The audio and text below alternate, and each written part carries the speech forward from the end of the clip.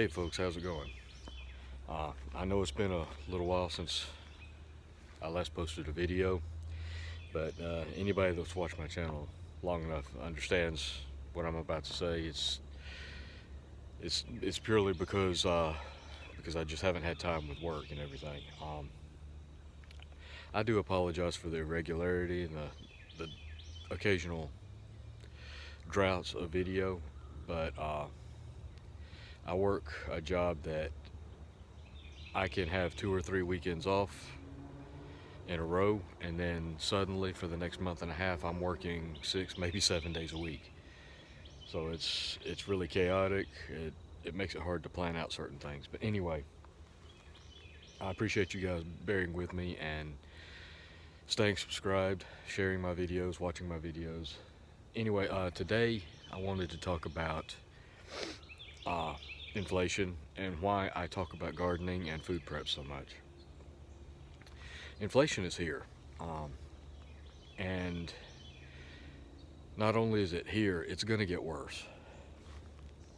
All you have to do is look around you at the way the price of everything has gone up. Lumber, building materials has skyrocketed. I mean, it's so bad. There's jokes on social media about the price of plywood. It's like ammo. Ammo has gotten scarce, but it's also gotten expensive. It's getting more common, but there was a supply issue with ammo. There's a supply issue with lumber, and the cost is increasing. But it's not just because there's a supply issue. A lot of this increase in cost is due to all of this stimulus spending that the government is doing. When you print trillions and trillions and trillions of dollars and just give it out to people randomly, give everybody a check, what you're doing is debasing the money supply. If you have a set amount of currency in a country, and then you nearly double it, well, that currency is worth half of what it used to be.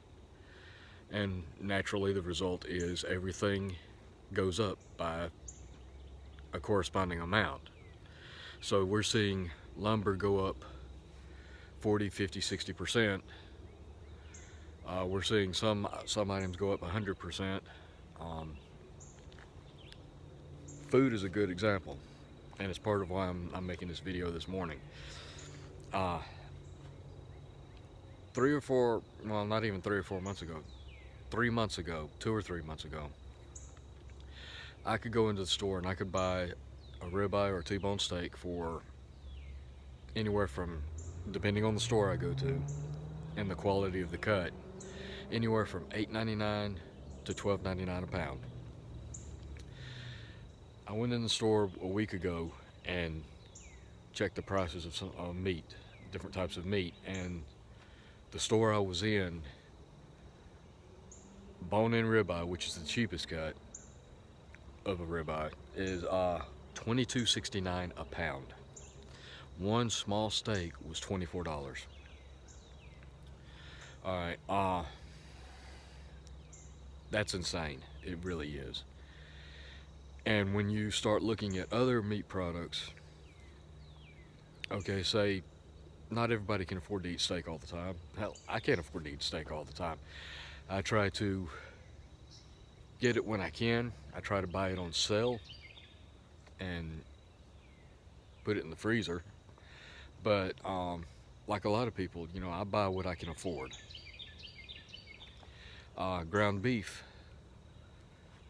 fortunately, hasn't gone up too much. It's still, it typically runs in the $2.99 to $3.99 a pound range. It's still in that range in my area. Of course, the 80% meat, or 80 to 85% ground beef, is typically made from lower quality cuts of meat that aren't as good in roasts or steaks, other forms of products. But one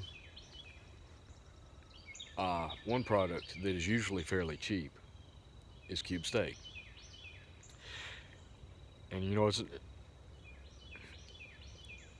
it's usually a lower quality cut that's tenderized, therefore it's usually cheaper. And in my area, cube steak would normally be about $4 a pound. Well, the store I was in a week ago, that cube steak was $8.99 a pound. It's doubled in price. And not only has the price gone up on all of these meat products, the quality of the cuts and just the overall look of the meat has gone down. It just doesn't look as good. In fact, I'm seeing some. I saw one pack of New York strips. The steaks were like that. 2 of them in a pack, $15. I saw a lot of meat that was changing color, turning brown. It looked nasty. Had a lot of fat in it. So these are much lower quality products, but the price is still doubled. And this is going to continue to happen. It's going to continue to get worse. They're even saying that there's a shortage of chicken wings now. There's pretty much a shortage of everything. And a lot of it is due to the fact that companies can't find people willing to work.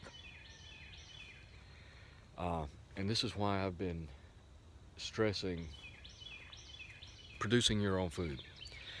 If you can, if you have the means to do it, if you have the area, the space to do it, and the time and the ability, I highly stress the need for you to produce some of your own food. Every little bit you grow is that much that you don't have to try to buy at the store. That makes your money go so much further. You can do so much more with your money. You put it in other areas. Now, can you be 100% self-sufficient off of what you grow? Not really. You can produce a lot of your own food.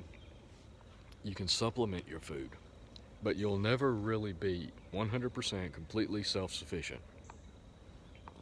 It's not impossible, but it's extremely difficult and highly unlikely. But then that also all depends on your location and what resources you have. But a garden like this one over here can do so much for you. I hear people talking about spend $60 on vegetable plants and growing tomato plants and things like that, so you don't have to go buy a $2 tomato at the store. Well, if you're doing it that way, that's been a joke I've seen on a lot of forums. And the thing is, if you're doing it that way, you're doing it completely wrong. You should be starting your plants from seed, not buying them from the store. Now, I bought some of my plants from the store. I started a lot of my stuff from seed. But that's because I was trying to get my gardening gear as fast as possible. It's not the ideal way of doing it, not the way I normally try to do it. But if you know what you're doing, if you save your own seed, other than labor and some water, there's no reason for you to be spending hundreds of dollars on a garden. So anything that garden produces should be a much higher quality product that costs a fraction of the amount of anything from the grocery store. Now, I put a lot of work into this garden area this year, I put a lot of work and a lot of money into it because I was trying to amend the soil because I'd moved my garden to a new location. Uh, and the soil quality was just horrible. So there was that one time expense because now that I've got that soil quality amended and improved, I can already tell a huge difference in the way that my plants are growing. And it's something I could have done for free over a couple of years, but I was trying to get my garden in gear as fast as possible. Now, if you have the time, you can do that for free. It just takes time. You have to build your own compost system, create your own compost, which can take a month or two at least. Uh, Sometimes 3 or 4. It all depends on your technique and what you have available. Uh, but that's why I put so much money into my garden. I was trying to get it in gear as fast as possible because I know what's coming, and I've got some things I need to be doing right now, as opposed to turning compost every day or every other day. So my garden's off to a roaring start. It's doing really great, and I'll do a video on that soon. But that's off like a rocket now while I'm focusing on some other areas. And then I can come back to that and I can show you guys what my garden looks like, my harvest, and show you how I put up my food and how I'm storing it. I'm going to be doing a combination of dehydrating, freezing, canning. So I'll be doing a little bit of it all. But one thing that I've been considering here lately, I've mentioned in the past that because my schedule is so chaotic and I stay so busy, that while I do have room to raise some animals here,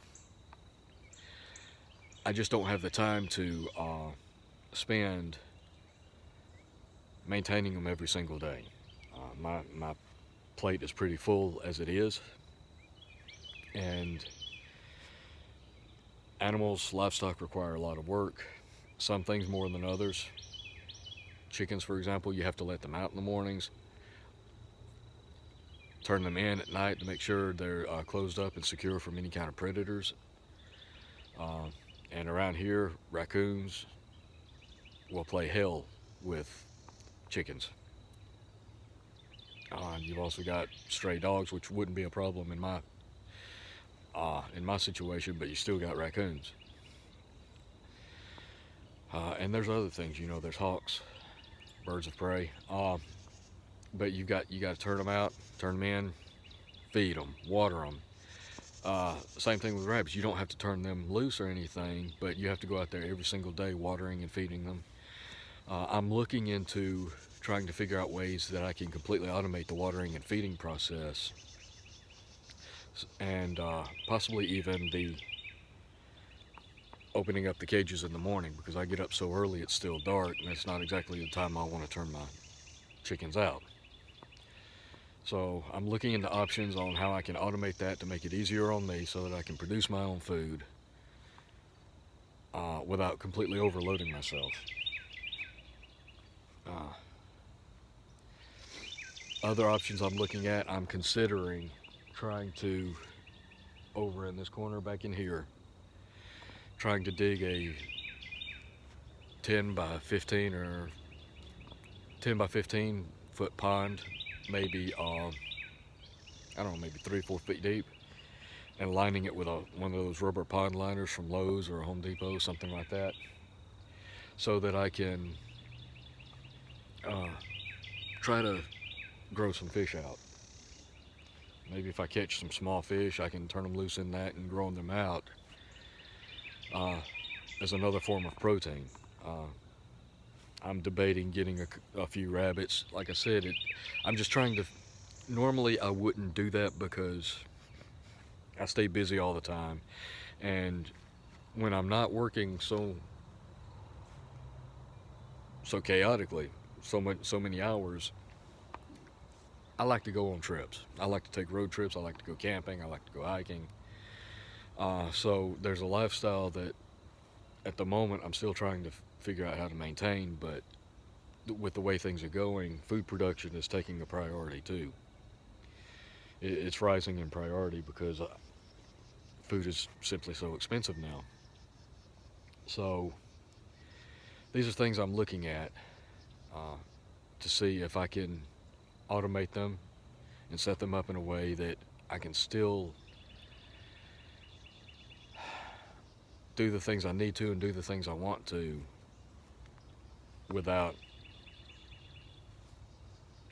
overloading myself or not being able to take care of the livestock, because once you start raising livestock, you have to take care of it. Um, so I am, even in my situation, I am trying to reevaluate and reconsider what I can do. But folks, I'm telling you, you're seeing prices rise now. I'm seeing food prices on everything double, sometimes more. Gas prices are going up. They're going to continue to go up. Uh, Lumber has gone up. It might come back down. I don't know. Hopefully it does. But if not, I've got me a sawmill that I can put on my chainsaw, and I've got trees that I can go cut and slab up into lumber.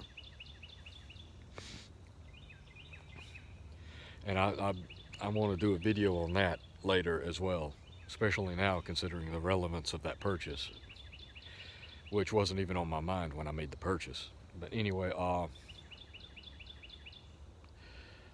I highly recommend, getting back to the point of the subject of this video, I highly recommend, if you have any way possible, if you have any room to do it, even if you've just got a 4 foot by 4 foot patio, you can do container gardening. You can set up a rack and grow plants vertically. There's videos on how to do that. Maximizing limited space, limited light. But I highly recommend you grow something. You produce something. Produce some of your own food. If you can raise livestock, go for it. Me, another thing I'm looking into is trying to do more fishing and hunting. That way I have more options and sources for meat to put into the freezer.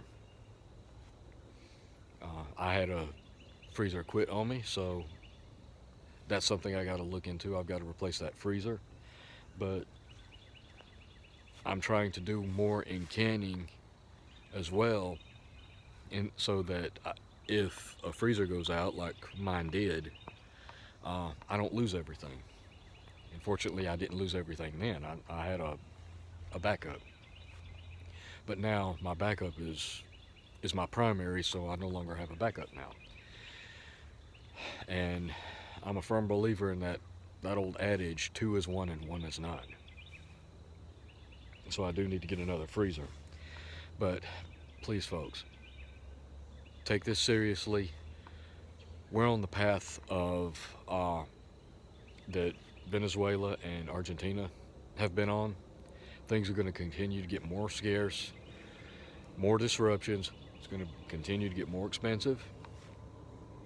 So prepare. If you don't have room for a garden, if you can't grow food, produce food, start buying food and stocking it up.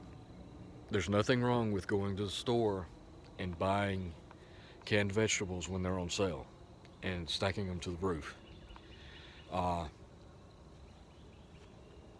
Canned meats, do the same. If you can't grow anything, you can still do canning. There's nothing preventing you from doing canning, so I highly recommend that. Buy meat when it's on sale.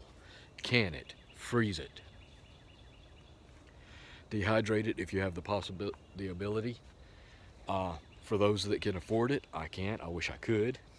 But for those that can afford it, there are freeze dryers available. They usually run $1,500 to $1,800 for the smallest units, but it is something out there that's available. If you can't afford it, but you have a group of people that are all like-minded and all trying to do the same thing, consider doing a group buy of a freeze dryer and taking turns using it. Uh, that's something I'm looking into, but it's critical. Naturally, uh, you should continue. You should have your preps for your guns. You should have your ammo. Water storage is also critical. Have your power backup. Have fuel for your vehicles, for your generators, anything you use like that. Continue to do your normal preps, but food has to be the priority. Uh, Too many preppers focus more on guns than anything else, and I get that. I love guns. I'm a gun guy. Um, I always will be. And even now, even with prices on ammo so high and availability so short, I don't necessarily have to, but that's a loud plane. But I continue to buy a box or two of ammo here and there as I can. Yeah, it's more expensive now, but with the environment we're in politically, you never know when that ammo supply is going to be cut off. So I have a sufficient amount of ammo for what I need, but at the same time, I add to it when I can. I don't go crazy with it, but I do add to it. But food needs to be your priority because, as I've heard it said before, too many people in the prepping community focus on guns and ammo, while at the same time they neglect their food with this idea that, well, the guns and ammo, they can just go hunting. Well, that didn't work out so well during the Great Depression because in a very short time, there was nothing left to hunt. All the local wildlife and game had been hunted out, even squirrels had been trapped out. So you can't necessarily rely on that.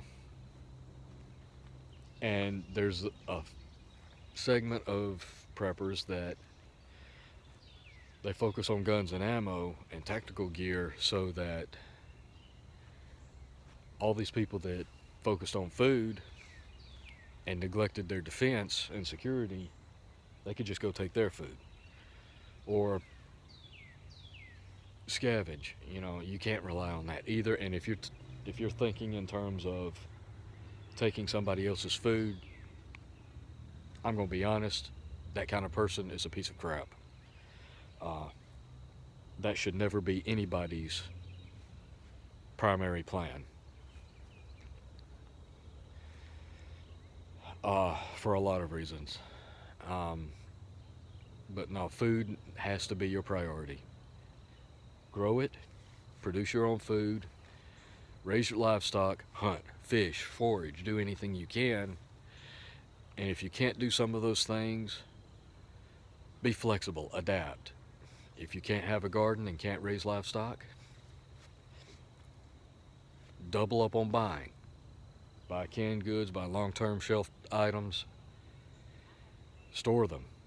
Store them in vacuum seal them, store them in Mylar bags, whatever you have to do. Buy the things you eat normally, and don't just store it and forget about it. Rotate through the stock. Use your oldest, replace it with new. This keeps your supply fresh, and it makes sure that when you do end up having to fall back on your emergency food, it's stuff you would normally eat anyway. The last thing you want in an emergency situation is to be put on a completely different diet and have serious digestive and stomach issues arise from a rapid change in diet.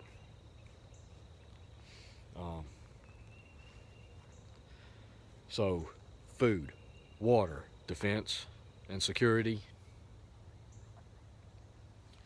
power, production, all of those things you need to continue doing. But food, guys, food, I'm telling you, it's critical. And there's going to come a time real soon where food is going to be far more expensive than it is now, and it's already getting ridiculous. Just think back to the days of the Depression, you know, people were baking onions with peanut butter in them for food. Look up some of the recipes of things people ate during the Depression.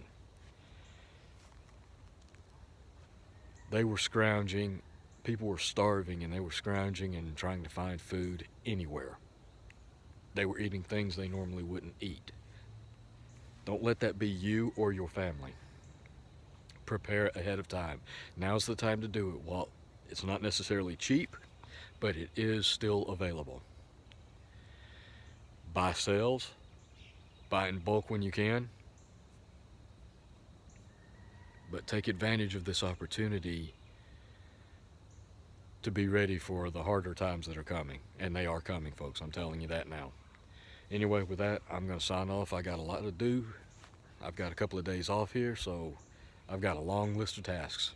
So I appreciate you guys watching. Like, share this video, subscribe if you haven't. And until next time, take care, watch your six, and take care of your families. I'll catch you guys later.